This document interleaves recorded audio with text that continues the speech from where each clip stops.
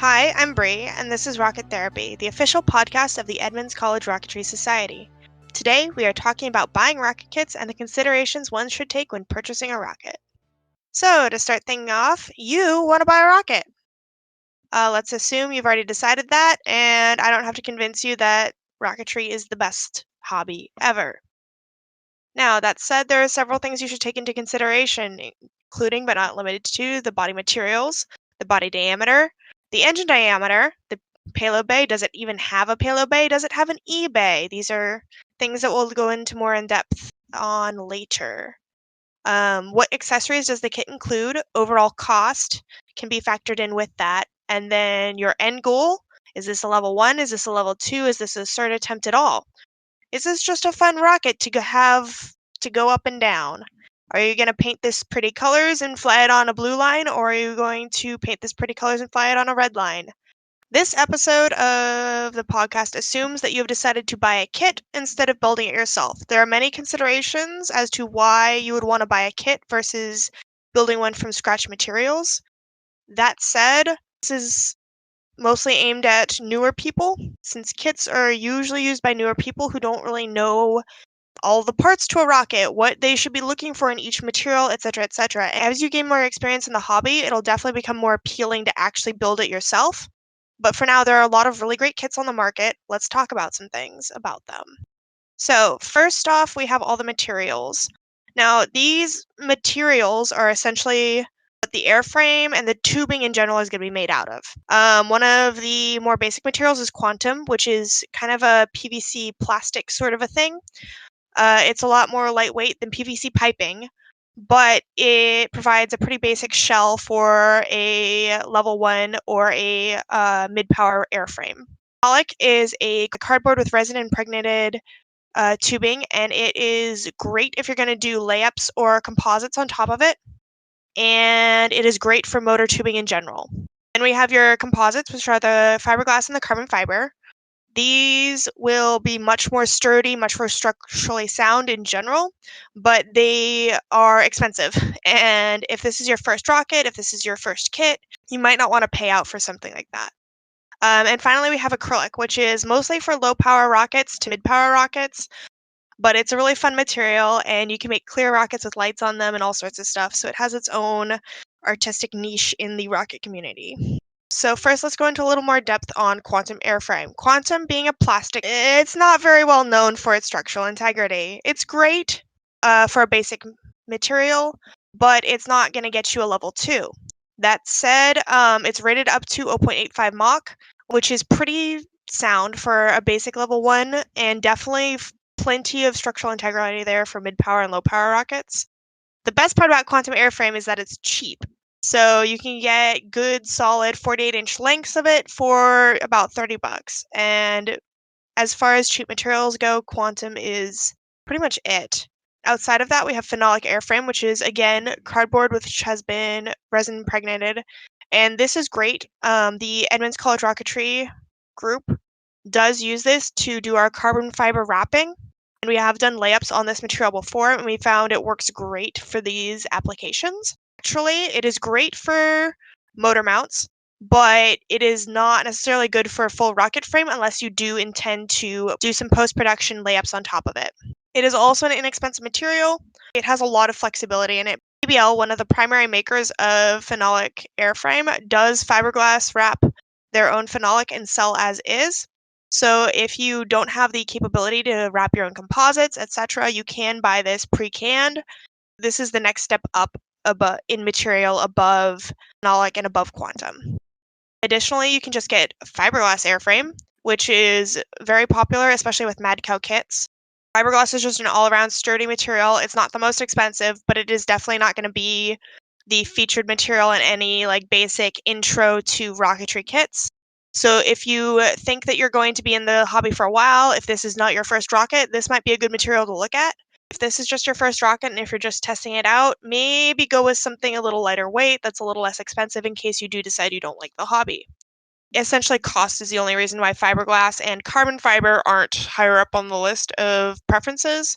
Finally, we have the acrylic. Again, it's mostly an artistic thing. It's very pretty, it's very cute, but it's not structurally sound, and you aren't going to be able to launch a 4-inch airframe of this material because it is so dense and it is a bit heavy. It becomes heavy when you use enough of it to become structurally sound. There's one more tube, and that is blue tube. Blue tube is kind of Phenolic's older brother. Is again that sort of cardboard material impregnated with resin, but it is more of a military grade version of the product, and it is also known for surviving KOs and being very structurally sound. We'll see more examples of that later. After looking at body tube material, it is also very important to look at your accessories. Do you want dual deploy? Do you want to have a built-in electronics bay? Does your kit come with rail buttons? Does your kit come with a parachute or drogue? Some level 2 kits assume that you already have a parachute. One recommended accessory that I personally prefer is quick links. Now, those allow you to attach and unattach your parachute, your shroud lines, all sorts of things really easily, and it allows people who have multiple rockets to switch parts between rockets. It's just a great feature. Plus, they're only like $2, so it's a good thing to have. Some other advanced accessories include aluminum bulk plates, which you can use a bulk plate out of fiberglass, but no, aluminum bulk plates are sold, and I think they're really pretty, so I use them. Finally, motor retention. Every rocket needs a motor retainer.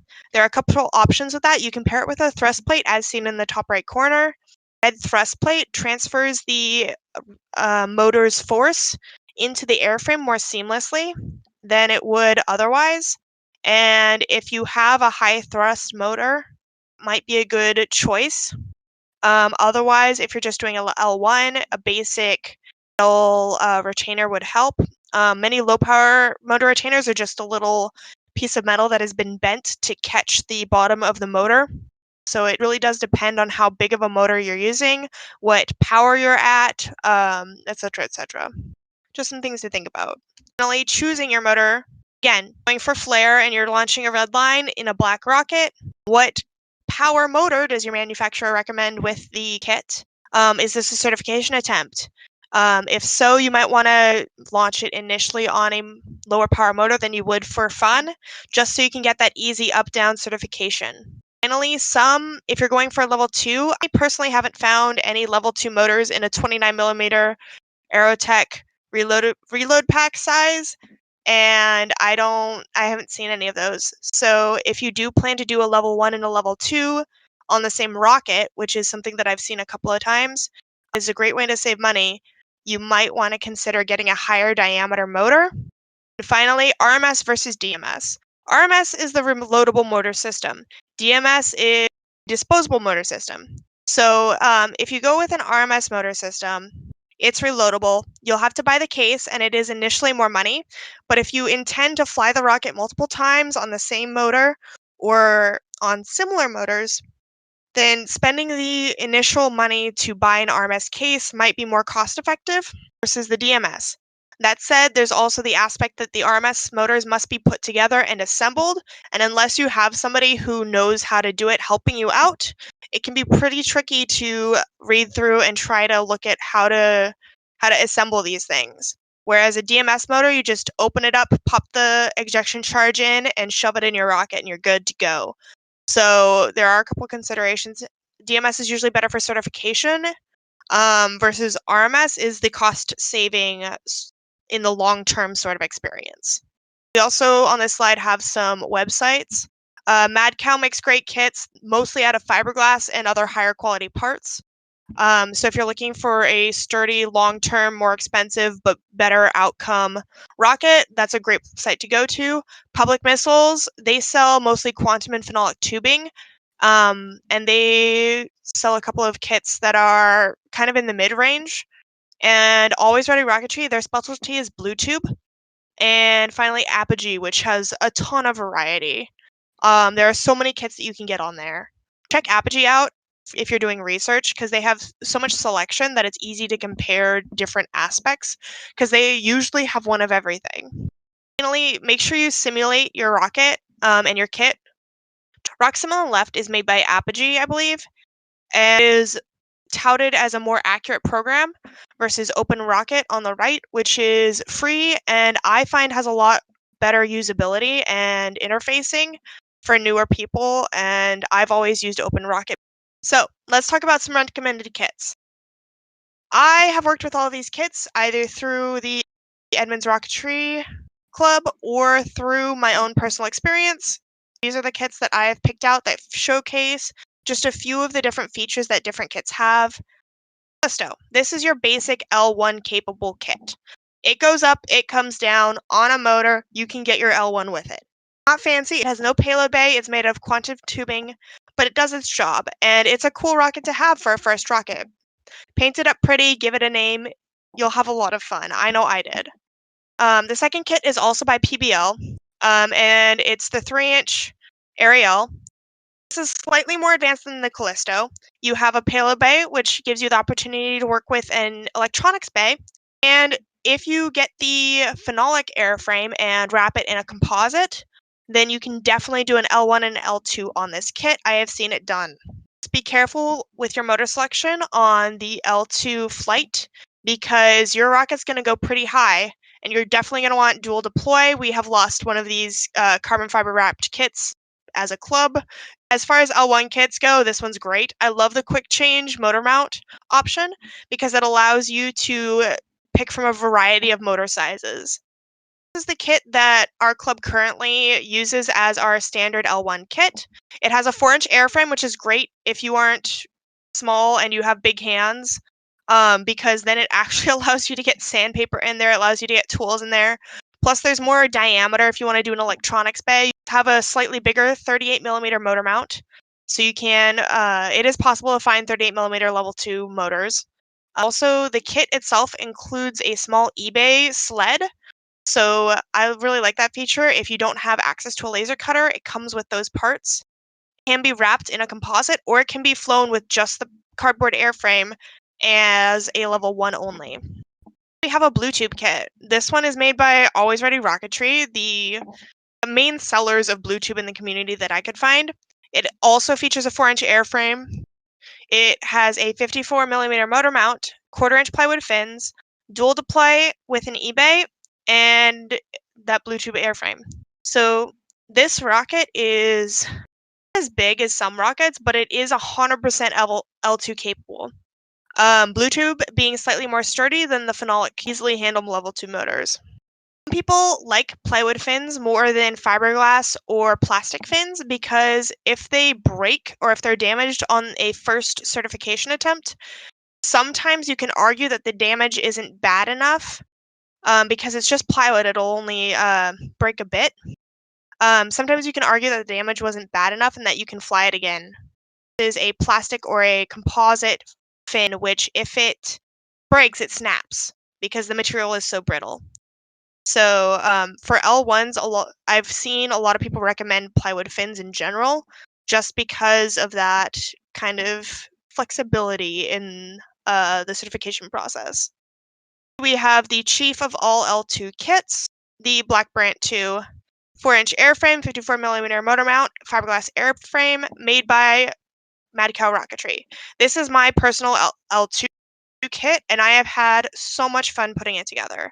That it came with fiber blankets, so that was one accessory that I did not have to purchase. And I like that it uses a tail cone because it gives me the opportunity to work on a slightly different process. That, if you notice at the bottom of the rocket, that black section of the airframe, that's all a tail cone, so that actually tapers in, and it allowed me to work with a slightly different process when putting the kit together.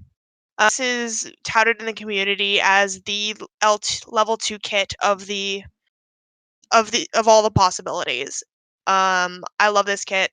It's great. It's got a great caliber, and it looks cool too. Though I'm not painting mine black and white. I'm going with like a red color. We've looked at some of my personal favorite kits. What is your personal favorite kit? Write it in the comment section below. And also, if you have any questions, if you want to argue with me on why the Callisto kit is so much better than the Ariel, or why the Black Brant is the worst kit ever, please do that in the comment section below. My name is Brie, and you've been listening to Rocket Therapy. Don't forget, up is easy, down is hard.